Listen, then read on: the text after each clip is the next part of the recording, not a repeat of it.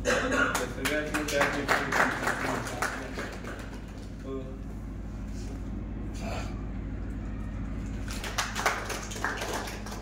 पूर्ण तिकडे आणणार फक्त बॉन्ड तेवढा आणून असे एक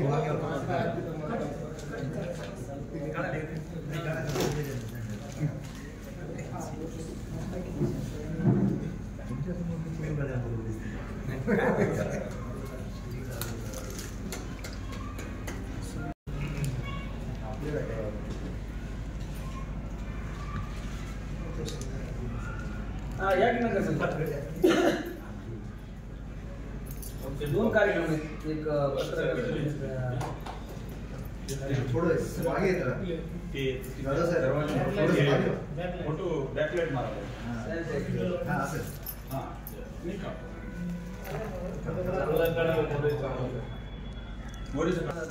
आनंद शिंगारे यांचा सत्कार कांबळे झालं की नाही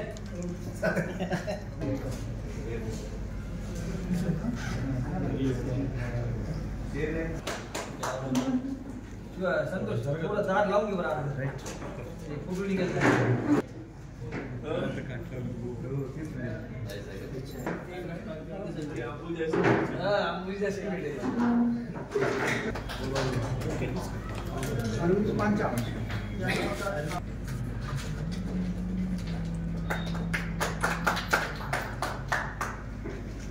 इरफान पठाण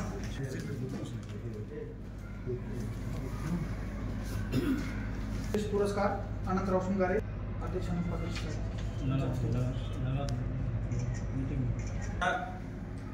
यानी इंसाफ दिलाना है। हमेशा पत्रकार ने चाहे कोई भी संस्था रहने दो या सरकार रहने दो, उनकी जो कमजोर बाजू रहती वो पकड़कर लिखना चाहिए, ताकि हमेशा काम करने वाले लोग जो भी रहते सरकार में बैठे लोग रहते उनको ये एहसास हो कि हमारे कुछ गलतियां अगर लोग सामने ला रहे तो ये सिर्फ हमारी बुराई नहीं है, आपके काम में बेहतरी लाना है, आपके काम में और मजबूती लाना है। पत्रकार ऐसा होना चाहिए, नहीं तो एक शायर ने बोला था, हादसा होते ही बाजार में आ जाता है और जो नहीं होता वो अखबार में आ जाता है। तो ये दूर तक पत्रकार लोगों ने सोचना नहीं चाहिए। अपने कलम से ज्यादा गरीब लोगों को इंसाफ दिलाना चाहिए, जहां भी जुल्म होता उसके साथ ठहरना चाहिए।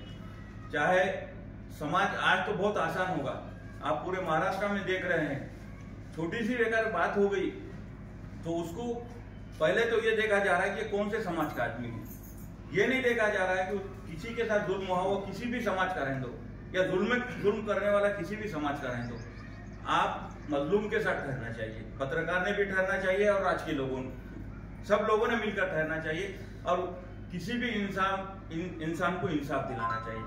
मैं हमारे नगर पंचायत की जानिब से अध्यक्ष का, तमाम नगर सेवकों का शुक्रिया अदा करता हूं कि आप हमेशा 3 साल से हम काम करें, 3 साल से ऐसे प्रोग्राम लेते रहे।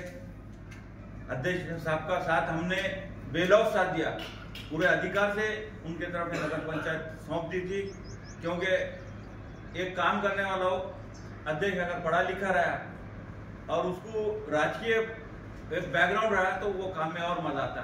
पूरे नगर सेवकों ने उनका साथ दिया, जितना भी पीरियड हमारे को 3 साल का मिला। अध्यक्ष साहब, मैं पत्रकार लोगों के सामने एक बात ये बोलना चाहता हूँ कि अगर मेरे से भी कुछ गलतियां हुए, मुझे नहीं लगता मैंने आपका कभी दिल दुखाया होगा या आपके कभी काम में कोई अड़चन की हुई। पूरे नगर पंचायत को मालूम है और पूरे कर्मचारी को मालूम है कि मैं आपके हर जो भी काम रहता, आपने जो भी फैसला लिया उसके साथ मैं हमेशा खड़े रहा। अगर लोग, राजकीय लोग अगर कुछ कम ज्यादा बोल भी सकते, वो कमी जास्त का बोलत होते, तसं ऐसा कहीं भी नहीं है दूर तक। आज एक अच्छा दिन है और आने वाले दिनों में भी नगर पंचायत के जो 2 साल बचे हुए हैं, अशोक राव साहब, ये 3 साल हमारे पीरियड गए, हमारी बदनामी नहीं हुई, हमारा नाम खराब नहीं। एक अच्छा समाज, अब दोनों समाज अर्धापुर में जो सभी समाज है, एक ऐसा माहौल बनाना सामाजिक कि अर्धापुर का नाम हमेशा रोशन हो, क्योंकि अपने नेता अशोक राव चौहान है। विचारधारा कोई भी हो, पार्टी कोई भी हो, लेकिन आपके नाम से ही अर्धापुर चलना चाहिए, आपके जैसा नाम से चलता। जैसा हमारे अध्यक्ष साहब ने आप 3 साल काम किए, उनको मामा का आशीर्वाद था, मारुतराव मामा के साथ मैं भी था, आज वो दुनिया में नहीं है।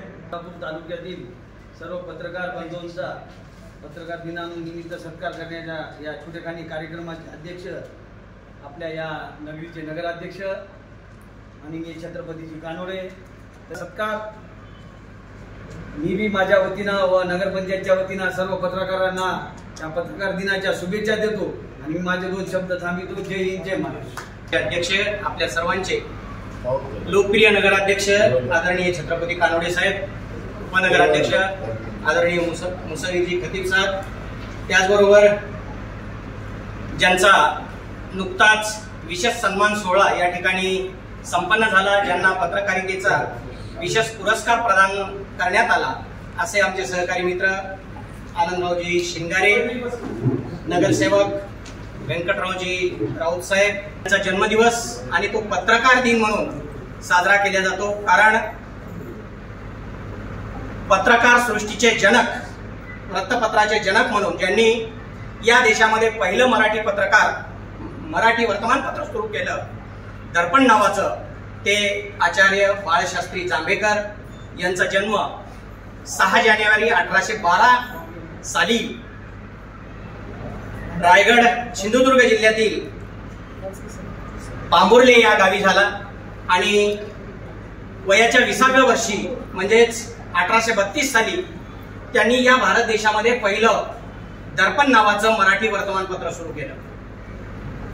केवळ 34 वर्षाच्या त्यांच्या जीवन प्रवासामध्ये या देशात घडणाऱ्या घडामोडी, तत्कालीन पारतंत्र्य आणि त्यातून भारतवासियांचा संदेश इंग्रजांना द्यायचा, समाजामध्ये होणारे अन्याय अत्याचार दूर करायचे, या सर्व बाबीवर विशेष कटाक्षाने लक्ष देऊन त्यांनी या वर्तमानपत्रातून आपल्या व्यथा मांडल्या आणि सर्वसामान्याला न्याय मिळवून देण्याचं काम केलं आणि त्यांच्या स्मरणार्थ तेव्हापासून 6 जानेवारी हा दर्पण दिन आणि पत्रकार दिन म्हणून साजरा केला जातो।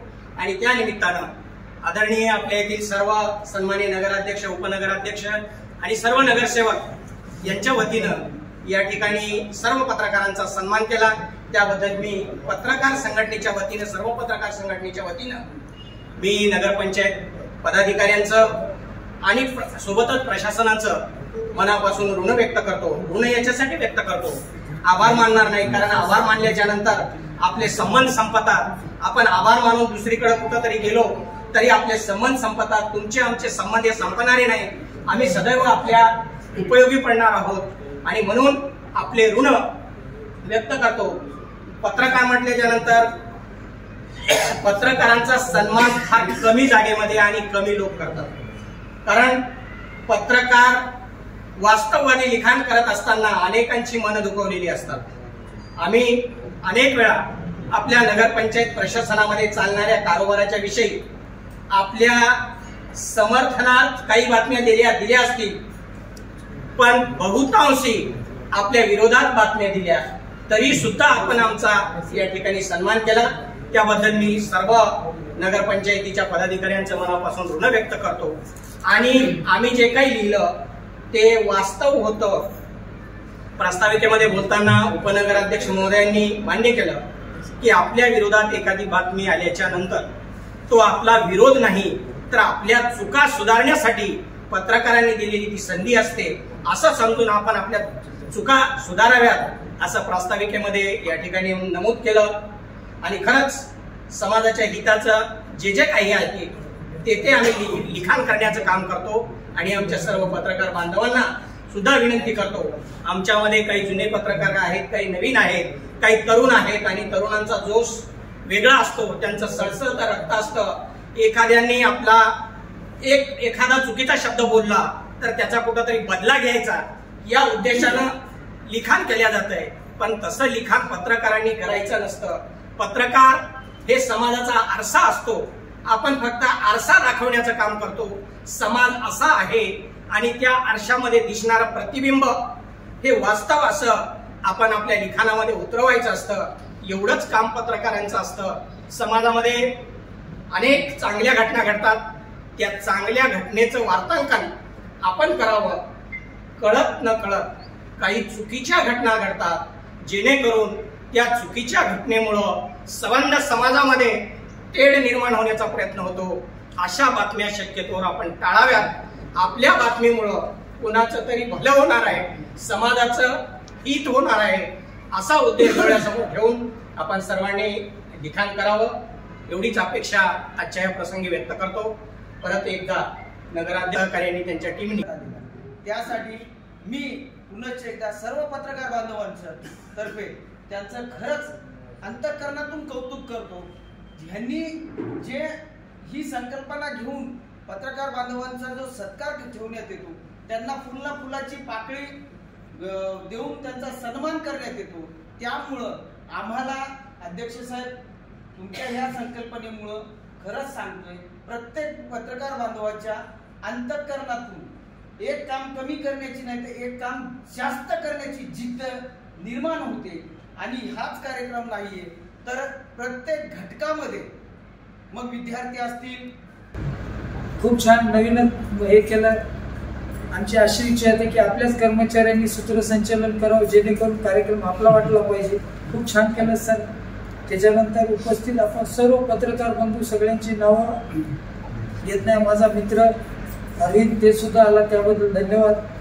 माझे सर्व नगरपंचायतचे सर्व कर्मचारी ज्यांनी या कामासाठी सकाळपासून आपल्या तयारी करून घेतो. यावर्षी थोडा लेट झाला, थोडा एक मध्यंतरी एक मोठीचा कार्यक्रम आल्यामुळे आपण लेट घेतला.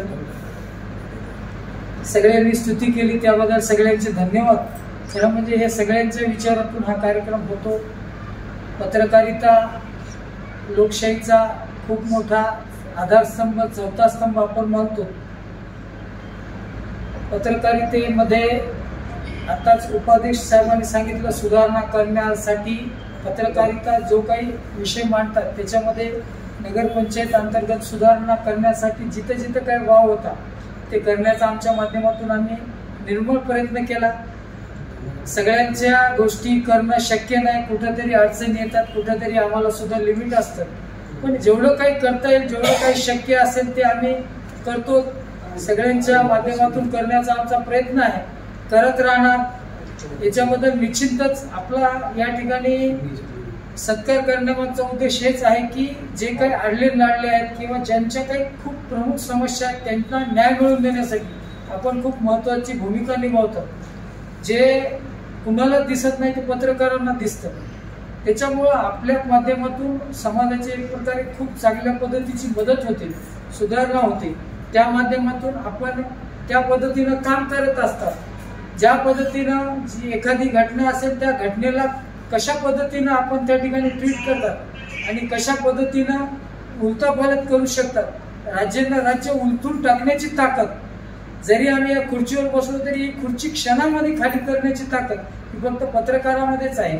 कारण आपली लेखणी एवढी तीव्र आहे की आपल्या लेखणीच्या माध्यमातून राजकीय उलथापालथ सुद्धा आपण करू शकतो. म्हणजे एवढं प्रभावी अस्त्र आपल्या सगळ्यांपाशी आहे. त्याचा योग्य वापर व्हावा, समाजासाठी आपण काहीतरी देणं लागतो. सगळेच जण, पत्रकारिता असो किंवा आपण जे काही समाजाचे ऋण फेडण्यासाठी आपण ज्या ज्या क्षेत्रात जे जे लोक काम करतात त्या प्रामाणिकपणानं ते काम आपण त्या पदाला आपल्याला जे नियतीनं ज्या पद्धतीनं आपल्याला ज्या पदाचा न्याय दिला त्या पदाला आपण आपल्या माध्यमातून न्याय देण्याचा प्रयत्न सगळ्यांनी या ठिकाणी करायचा असतो. त्याच पद्धतीनं माझ्या माध्यमातून जिथं कुठं मला न्याय देण्याचा प्रयत्न, जिथं कुठं मला काही करता येते त्या पद्धतीनं मी करण्याचा प्रयत्न करत असतो.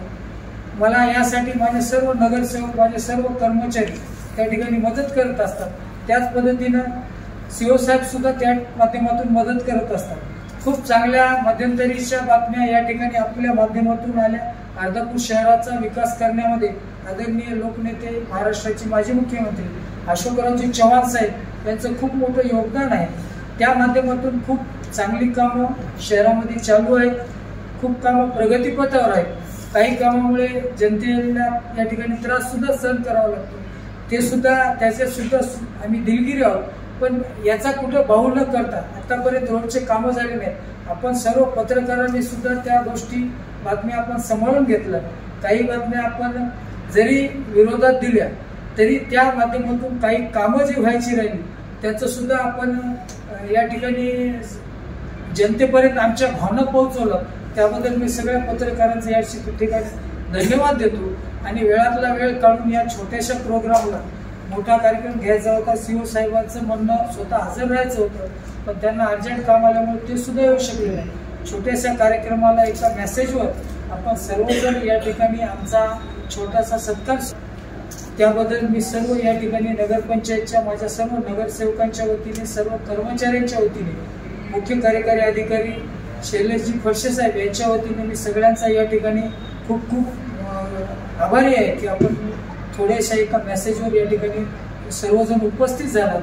खूप चांगल्या गोष्टी आपण आपल्या माध्यमातून करत आहात, केल्या आहात. याच्यापेक्षा अजून अर्धापूर शहर स्वच्छ, सुंदर, चांगलं शहर करायचं आहे. त्यासाठी आपल्या सर्व पत्रकारांची, आम्ही जरी राजकीय असलो, जरी वेगवेगळे, तरी सुद्धा आपल्याला या ठिकाणी सर्व पत्रकार, नगरसेवक, समाजसेवक या सगळ्यांना मिळून एक चांगलं शहर, स्वच्छ शहर, सुंदर शहर हे बनवायचं आहे. त्यासाठी आपल्याला सगळ्यांची एकमेकाची गरज लागणार आहे. त्यासाठी सगळ्यांना पुनश्च एकदा आपला सन्मान करतो आणि आपण असंच खूप चांगलं कार्य करावं आणि जिथं कुठं आमची मदत लागेल आपण मदतीची हाक द्यावी. त्या ठिकाणी आम्ही आपल्या कार्यासाठी आपल्यासाठी तयार आहोत. एवढंच या प्रसंगी सांगतो. पुन्हा एकदा आपल्या सगळ्यांचं आपण वेळातला वेळ काढून आल्याबद्दल सगळ्यांचं या ठिकाणी धन्यवाद देतो. आपल्याला जो पुरस्कार मिळाला त्याबद्दल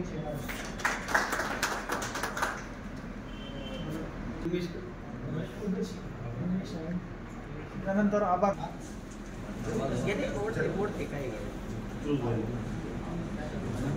आनंदरावजी शिंगारे, शंकररावजी ढगे, जे नगरपंचायत प्रशासन व कर्मचाऱ्यांनी जे कार्यक्रम आयोजित केला याला सर्व आपण आल्याबद्दल आम्ही सर्वांचे आपले आभार व्यक्त करून हा कार्यक्रम इथंच सन्मानाचा संपला असं मी जाहीर करतो.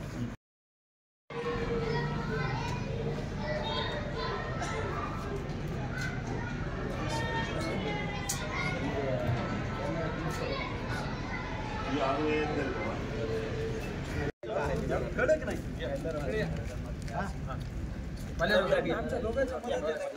माटी साहेब मागे, माटी साहेब मागे.